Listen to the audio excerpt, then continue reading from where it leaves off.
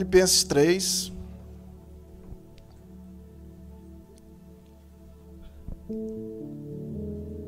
Versículo 12 e 13 e 14.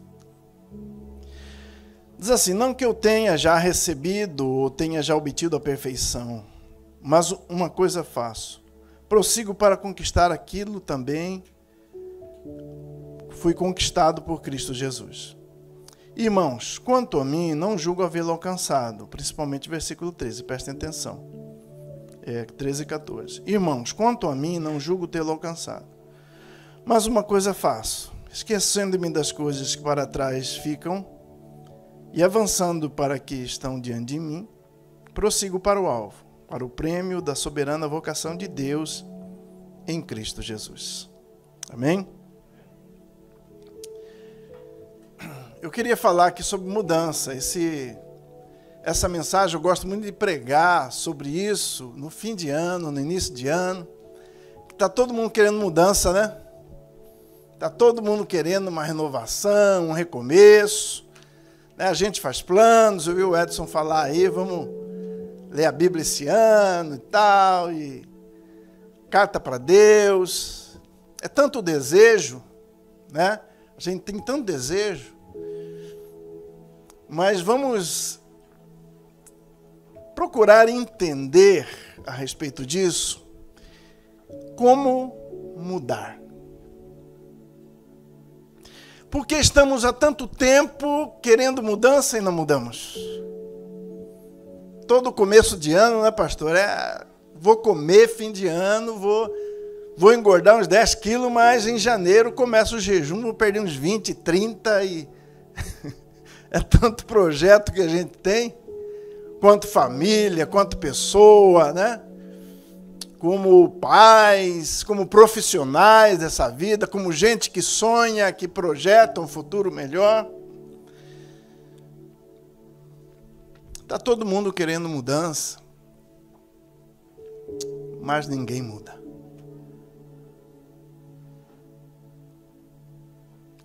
E o tempo vai passando. A vida vai passando.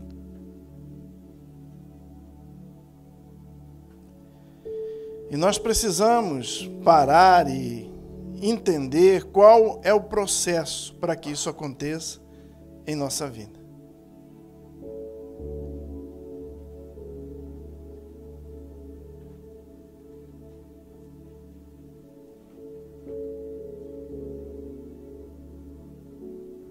Se alguma coisa aqui no meu aparelho. Ok. Queremos mudar a realidade em torno de nós, mas não nos esforçamos para mudar a nós mesmos. Não é assim? Queremos mudar as coisas em torno de nós, mas não queremos mudar a nós mesmos. E tudo continua igual, porque nós continuamos do mesmo jeito. Por que é tão difícil nós mudarmos? Eu creio que é o maior desafio que o Evangelho propõe para nós. Porque uma vitória, segundo a palavra de Deus, é de dentro para fora.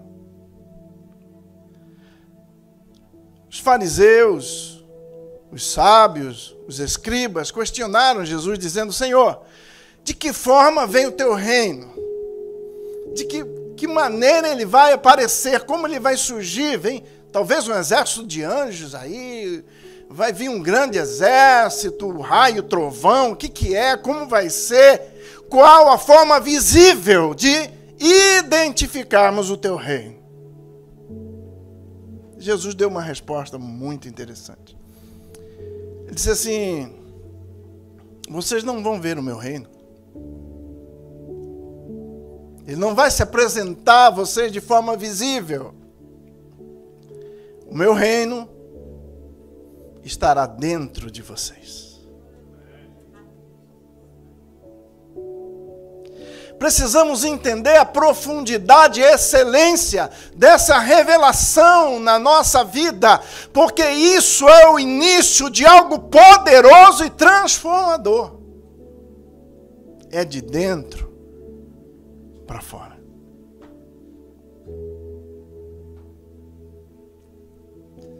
Certa vez, um bispo falecido, que foi enterrado na Basílica de Westminster, ele escreveu o seguinte, ele escreveu assim: eu, quando nasci, eu queria mudar o mundo. Cresci com aquele projeto, aquele ideal de mudar o mundo, eu me tornei adolescente, jovem, então eu falei, eu vou mudar o mundo. Ele começou a trabalhar para mudar o mundo. Se envolveu com política, se envolveu com mídia, se envolveu com todo tipo de coisa que poderia gerar algum tipo de influência. E ele se cansou de querer mudar o mundo, então ele falou, vou mudar o meu país. E foi com tudo para cima do país dele também, se envolveu com política, se envolveu com religião, se envolveu com mídia social e não conseguiu mudar o seu país. Então ele disse, vou mudar o meu estado, lá é mais fácil, tenho mais influência lá, né? Mais gente que me conhece. Então ele partiu para cima também, deu tudo de si para mudar o estado dele. E ele disse assim, não deu certo também, mas pelo menos na minha cidade vai, né? Itaberaí é pequeno, né? Então lá dou um jeito, né? E também não conseguiu mudar a cidade, disse, eu vou mudar o meu bairro, tentou de todas as maneiras, não conseguiu, disse, eu vou mudar a minha família. Essa eu consigo.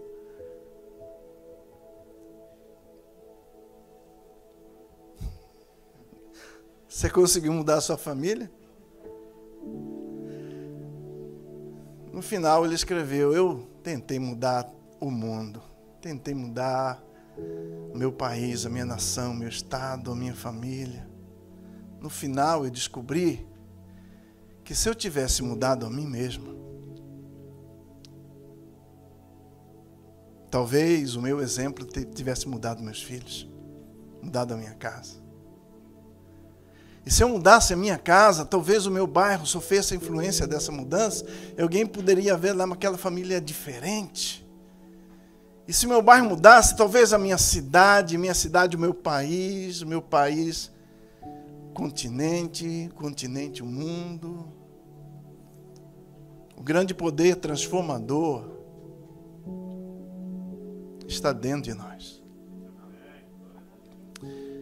Mas nós ficamos sempre buscando exteriorizar a nossa vitória, não é? A gente depende sempre de alguém ou de algo.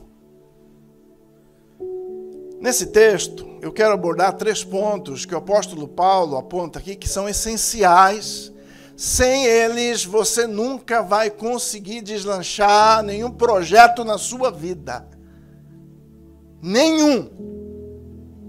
São 3 passos poderosos para a mudança transformadora e verdadeira na nossa vida. O primeiro passo se chama autocrítica. Repita comigo, autocrítica. O segundo se chama desprendimento. E o terceiro, propósito. É isso que ele diz aqui. Ele começa fazendo uma avaliação de si mesmo. Ok? Ele fala assim, não que eu seja perfeito, né? O texto diz, não que eu tenha alcançado, recebido, obtido a perfeição, não. Ele primeiramente se autocritica, ele olha para si, ok? Depois ele diz, uma coisa eu faço, eu deixo as coisas que para trás ficam. Desprendimento. E avanço para aquelas que estão diante de mim. Propósito. Autocrítica, desprendimento e propósito. Ele diz, eu prossigo para o alvo, para o prêmio da soberana vocação de Deus em Cristo Jesus. É importante observar esses 3 pontos, porque em cada um deles nós temos uma grande dificuldade. E qual é a dificuldade que temos no primeiro ponto, autocrítica? A grande dificuldade aqui é a gente olhar para nós mesmos. O grande problema aqui é que estamos sempre buscando responsabilizar alguém pelo nosso fracasso. Sempre queremos um culpado. Não é assim? Sempre queremos apontar ou responsabilizar o governo, a mídia, o pastor, o marido, a esposa, os filhos. Alguém falhou com você. Por isso que não deu certo.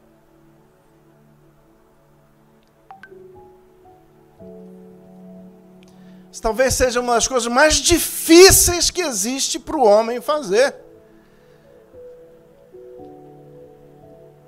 Porque a autocrítica vai fazer com que você precise confrontar o seu maior inimigo. Quem é o seu maior inimigo? Quem? Tenho certeza que o Edson ensinou isso para vocês. Somos nós mesmos. Não é o diabo, não. O diabo aproveita o lixo que nós produzimos para gerar em nós em culpa, gerar em nós opressão, achar em nós legalidade para nos destruir. Desde o início foi assim, mas a gente está ainda como aquilo que chamamos na teologia de síndrome de Adão. Escondido atrás da árvore. E Deus chega e fala aí, meu filho, o que está acontecendo? Você não está mais na minha presença, Deus? A culpa é da Eva.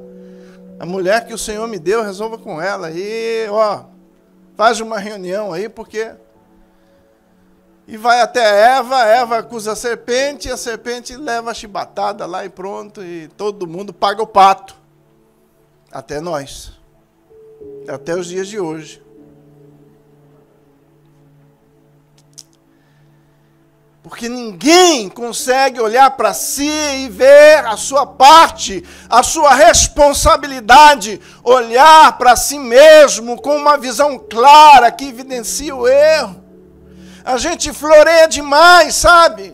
Esperneia demais, aponta para todo lado, porque a gente tem dificuldade de falar, eu errei.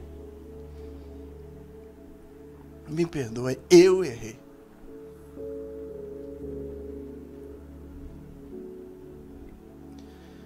Nós estamos sempre buscando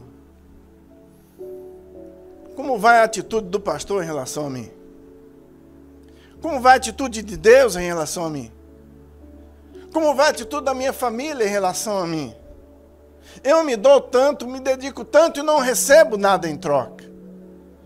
A gente está sempre cobrando, reivindicando. Mas a sabedoria não está em receber, mas sim em dar. A verdadeira prosperidade que há em Deus está no sentido, está no conceito de que tudo, toda boa dádiva, todo dom supremo provém dele. Ele está sempre dando, abençoando, se dispondo, oferecendo o melhor que há em si. E Deus não ficou buscando culpados. Ele se fez culpado.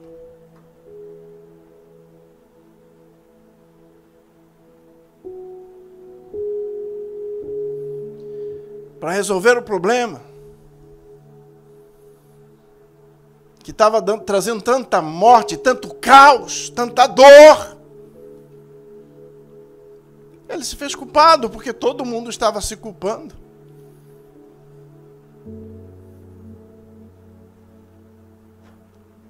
A Bíblia diz que ele se fez culpado.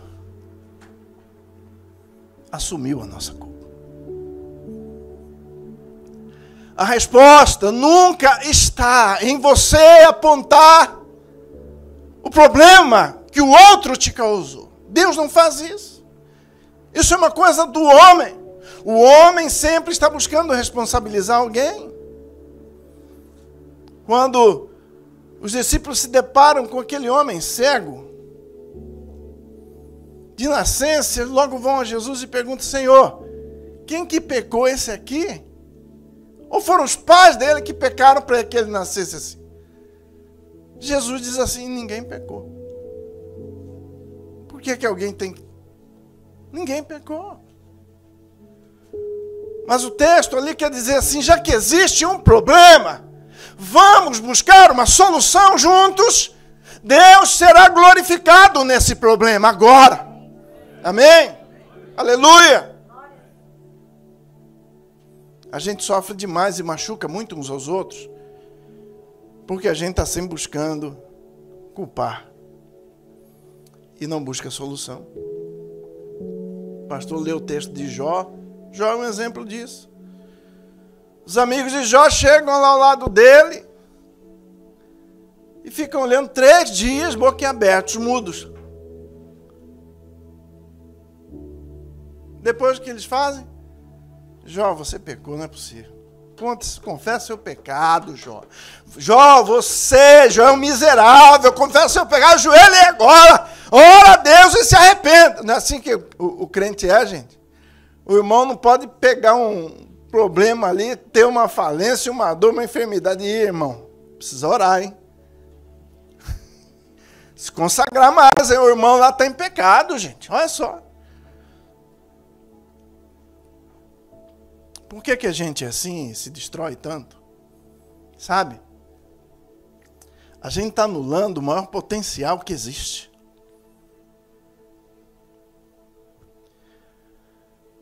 O reino de Deus dentro de cada um de nós vai nos levar por um caminho diferente.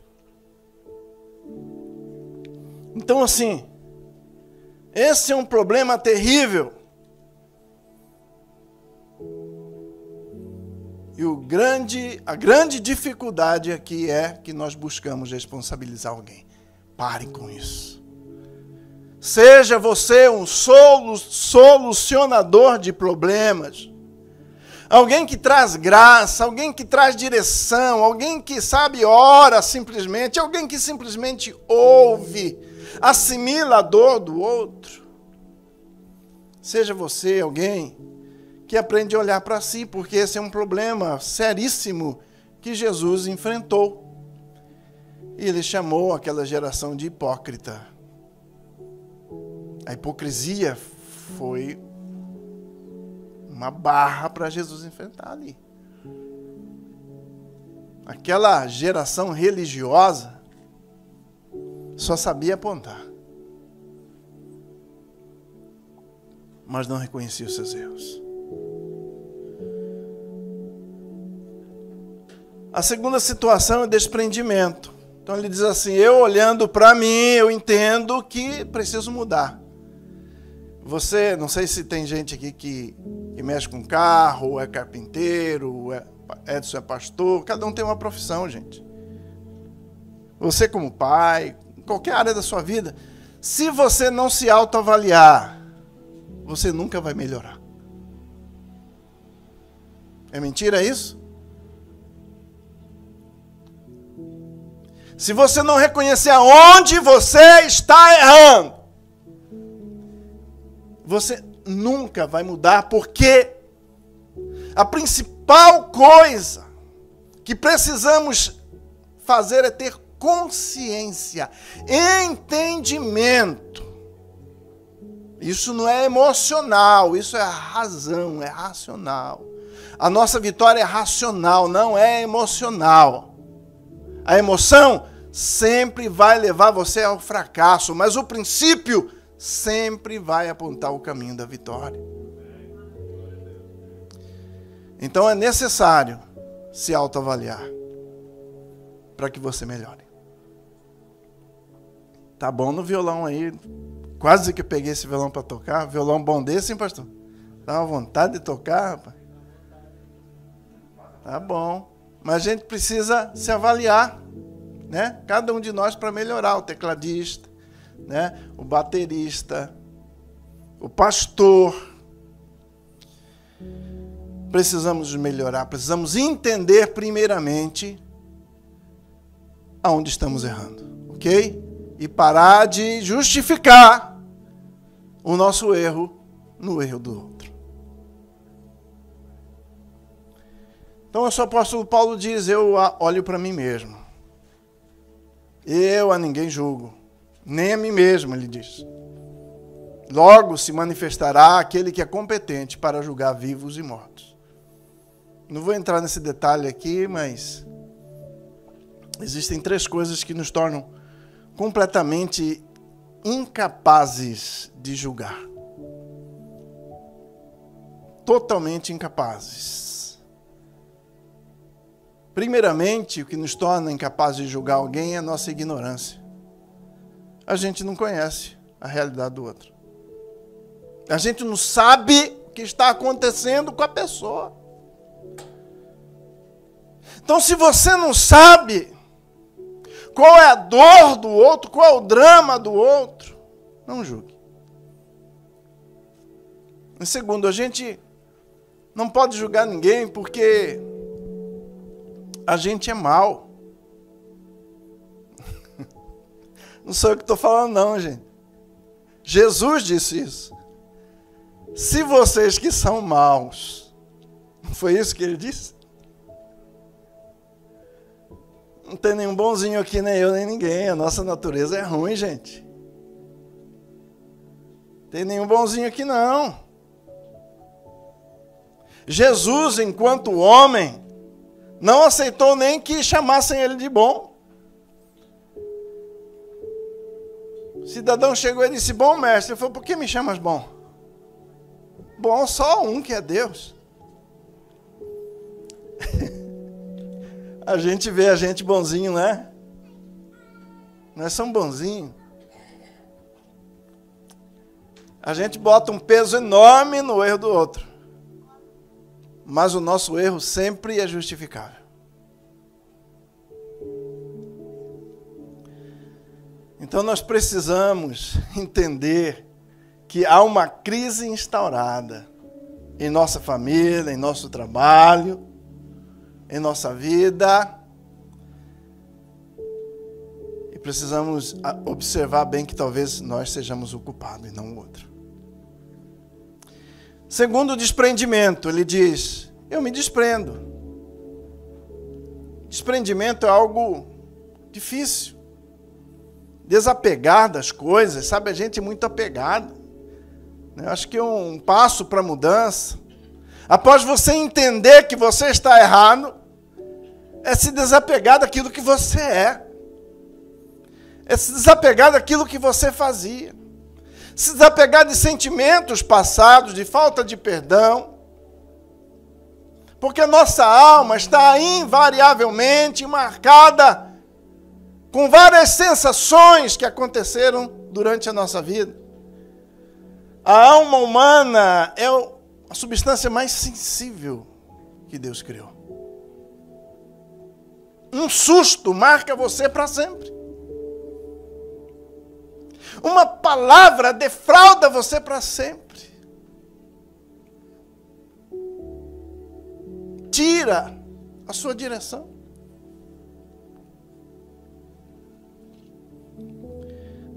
Desprender-se de atitudes é desapegar-se. É algo difícil de fazer, porque precisamos abrir mão de muitas coisas que nós desejamos. E lutamos e teimamos para conseguir, mas é o jeito errado de fazer.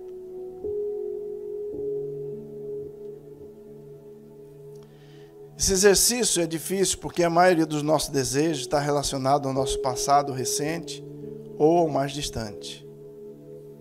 O desprendimento exige de nós uma entrega total ao futuro e a incerteza que ele carrega. A gente tem medo. Certa vez eu conheci um pastor que ele tinha um potencial enorme. Mas ele perdia o equilíbrio totalmente se alguém confrontasse ele, pressionasse ele. Meu Deus. Eu disse para ele, você tem a síndrome da resposta não dada. Parece que ficou alguma coisa lá atrás, sabe? Que ele queria ter respondido. E de repente, quando alguém espreme ele, aciona aquele gatilho, ele arrebenta com todo mundo.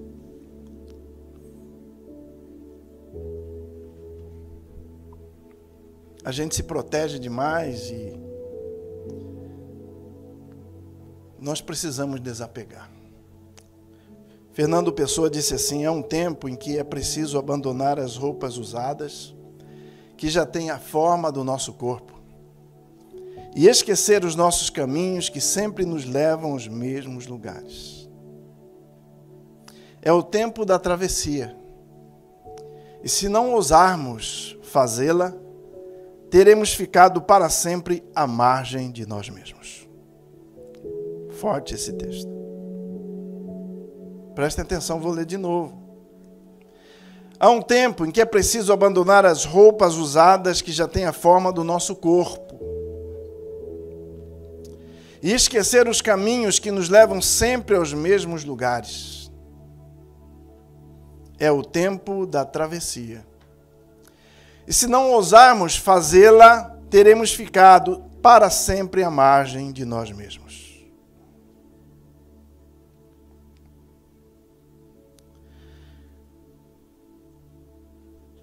Devemos, então, aprender que existem algumas coisas na nossa vida que nos oprimem demais e nos fazem infelizes, e reconhecer isso. Voltar atrás. Pedir perdão, perdoar. Esquecer o passado. Sabe? Desprender-se de coisas materiais. A gente precisa desenvolver esse hábito. Tem tanta roupa no nosso guarda-roupa que não cabe mais. Dá um pouco. Tanto sapato que quando abre cai até na cabeça. Dá um pouco. Desapegue, desprenda-se.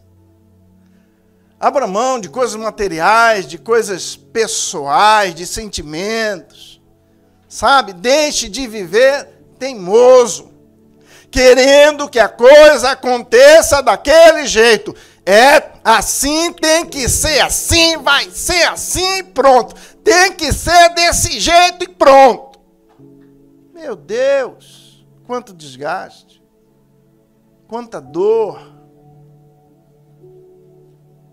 Tem formas diferentes de se chegar a um resultado.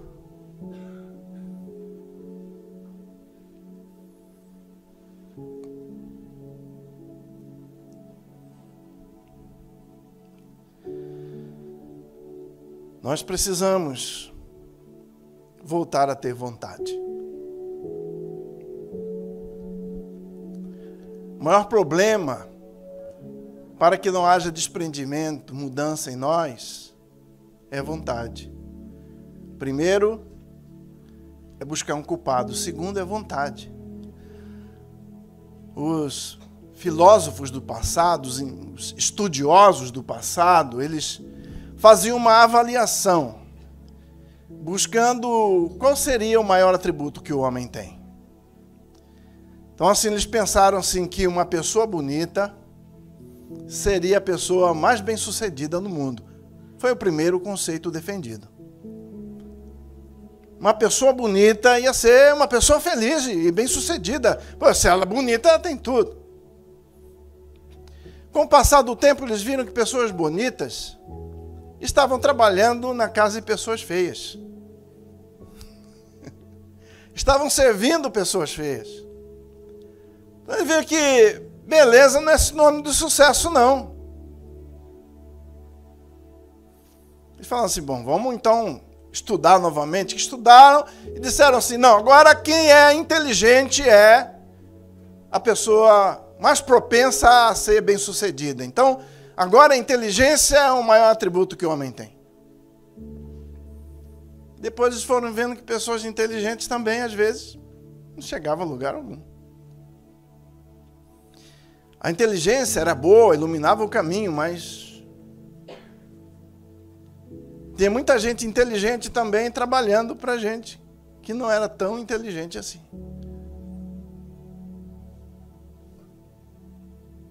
esse tempo, não sei quanto tempo atrás, acharam um homem lá no Rio de Janeiro, em São Paulo, na rua. E foram perguntar para ele, quem que é você? O que você faz aqui? Eu sou o arquiteto fulano e tal. Ah, tá mentindo. Não, eu fiz o edifício tal, edifício tal, edifício tal. O cara é uma potência. Estava lá. Largado na rua de São Paulo. Depois de algum tempo, eles descobriram qual é o maior atributo que o homem tem. E então não abriram mais mão desse, e realmente é. O maior atributo que o homem tem é vontade. Uma pessoa pode não ser bonita, pode não ser inteligente, mas se ele tem vontade, ele persevera, ele insiste, ele continua, ele acredita, ele inventa formas, ele desconstrói, constrói de novo, desarruma, acha um caminho, ele não se frustra, ele não para, se ele não conseguiu de um jeito, vai de outro, ele vai fazendo até que consiga. É preciso reinventar, recomeçar, sabe, deixar de ter a cabeça tão dura assim, entender? Que às vezes Deus está mostrando o caminho para nós, é por aqui, mas a gente está teimando demais. Querendo fazer do nosso jeito.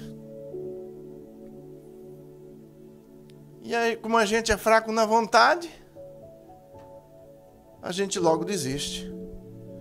Vocês estão lendo a Bíblia. Então, leia em um ano, um conselho. Não busque ler na cama.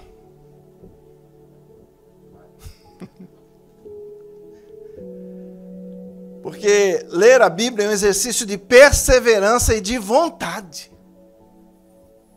Você começa a ler a Bíblia? Não é nem isso, não. Você pode até ler os 3 capítulos, mas você só entendeu os 5 primeiros.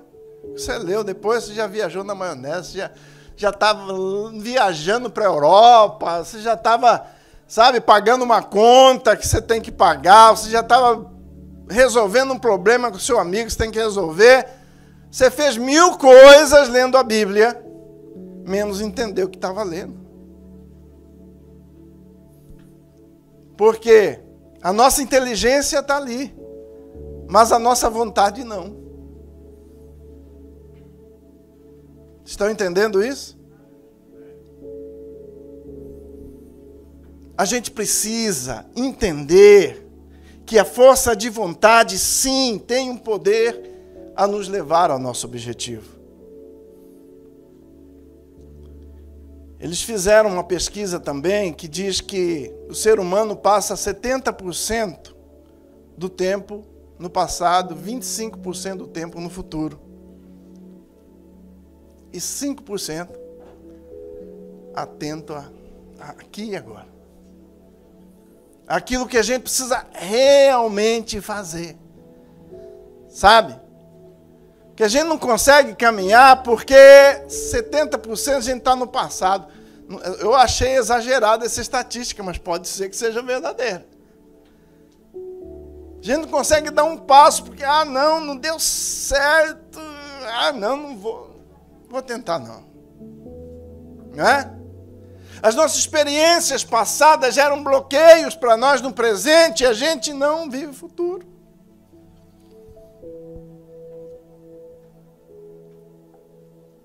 70% no passado e 25% no futuro, ansiosos, inquietos quanto ao amanhã.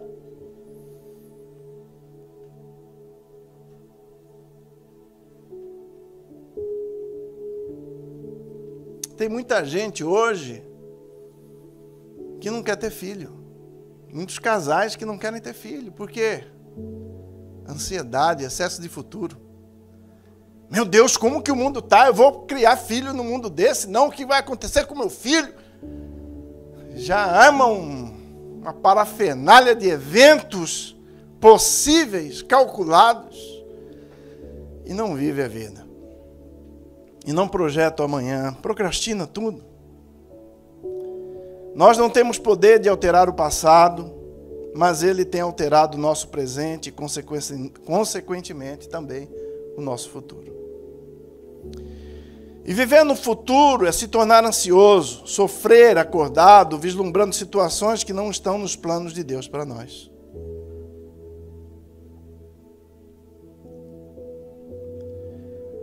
Só sobrou 5%. E aí nós vemos o apóstolo Paulo aplicando o texto, ele diz, eu prossigo, não é eu prosseguirei.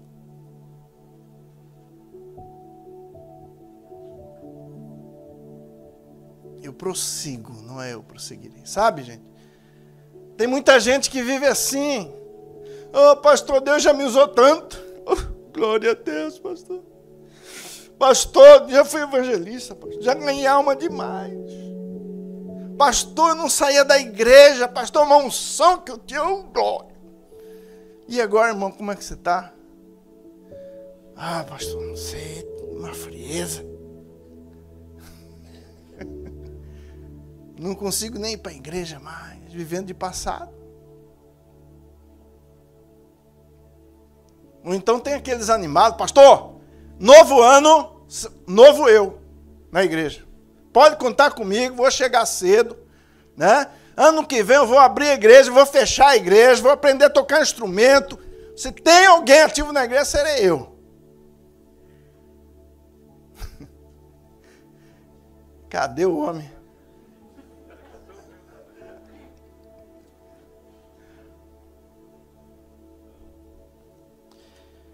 Ele diz, eu prossigo, aleluia. Eu tenho uma atitude presente, sabe? Eu estou a todo tempo avaliando a mim mesmo, guerreando comigo mesmo. Eu estou a todo tempo olhando para Ele. Ele é o meu referencial, o meu ideal. Ele é o meu objetivo. Enquanto eu não me tornar um pouquinho mais igual a Ele, eu não paro. Eu tenho um objetivo, eu tenho um comissionamento, eu tenho uma visão, eu tenho um conceito, eu tenho um chamado para a eternidade, tem uma festa me esperando, tem um pódio me aguardando. E eu vou me esforçar, vou me surrar, e hoje eu vou tomar uma atitude diferente. Repita comigo, eu não sou, não existo no passado e nem no futuro. Eu vivo aqui e agora. Repita comigo, o passado é uma experiência, o presente é uma semeadura e o futuro é uma colheita. Sabe qual o problema da gente não ser bem sucedido nessa área da visão? Foco, falta de foco.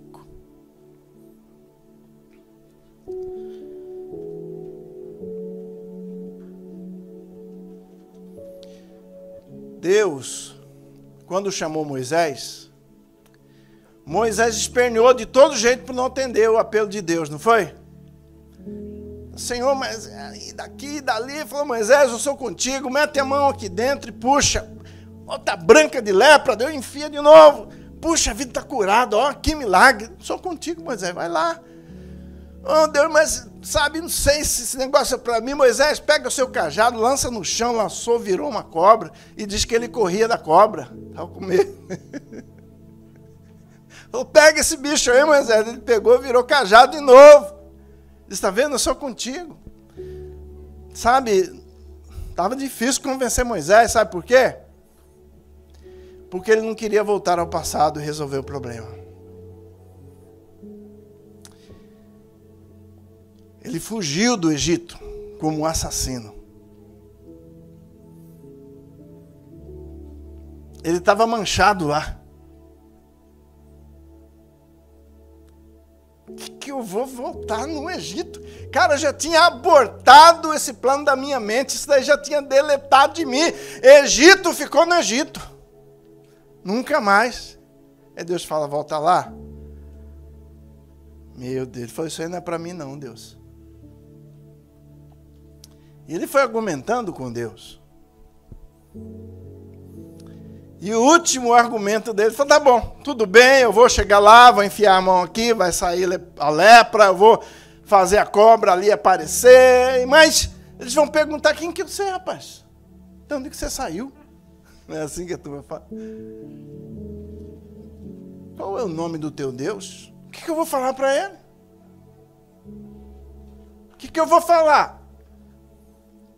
O que Deus respondeu para ele? Deus falou assim: o eu fui te enviou? O eu serei. Por que Deus trata conosco no presente e diz: hoje, se ouvirdes a minha voz, não endureçais o vosso coração? Por que o nome dele é Eu Sou? Por duas razões. Primeiro, porque ele é soberano, ele é Deus, ele é poderoso, e se ele é Deus, se ele é soberano, o último argumento, a última palavra é dele. Se ele é verdadeiramente Deus em nossa vida, ele governa o nosso destino. Em segundo lugar, porque ele é o Eu Sou, porque ele quer fazer diferença agora. O amanhã não te pertence, não pertence a nós. É aqui e agora. Esse é um ponto de segurança para nós. Vocês sabiam disso?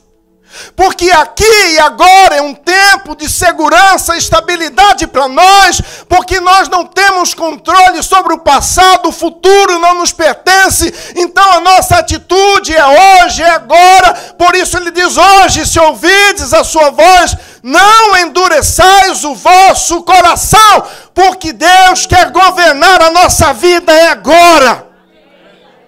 Não procrastine aquilo que Deus está falando para você fazer. Não espere mais. Tenha uma atitude presente. Porque Ele é poderoso para fazer este ano ser diferente em nossa vida. Se nós entendermos o potencial transformador que já foi gerado pelo Espírito Santo dentro de mim e de você. E nós precisamos nos autoavaliar, nos desprender e ter uma atitude, um propósito, um foco para obter a vitória. A palavra aqui, prossigo para o alvo, significa correr prontamente, a fim de capturar uma pessoa ou coisa, conquistar, dominar a ponto de incorporar alguém com o seu próprio esforço. Ele está falando: eu quero ser igual a Jesus. Eu quero incorporar aquilo que Ele é. Esse era o objetivo dele. E alguns chamam de masoquista. Ele diz assim: eu tenho prazer no sofrimento. Sabe por quê? Porque o sofrimento me faz olhar para mim mesmo, me leva de uma maneira forçosa a me autoavaliar. Então eu vejo o quão pequeno eu sou e quanto dele ainda eu preciso. Então eu me alegro na chibatada, na perseguição, na calúnia. Eu estou crescendo em Cristo, porque quando eu sou fragilizado é que eu vejo quem eu sou. Meu Deus. Quem dera não fosse necessário tanto drama, tanta dor, tanto sofrimento, para que a gente pudesse olhar o primeiro passo, a autoavaliação. Nós não somos nada. E ele diz: soberana vocação. Soberana quer dizer acima, além, para o alto. É uma convocação, um convite para uma festa. Há um pódio aguardando cada um de nós. Há uma recompensa destinada para cada um de nós. Que nós possamos entender esses 3 passos. E buscar fazer disso uma rotina. Em nossa vida, em nossa igreja. Que Deus seja glorificado. Amém.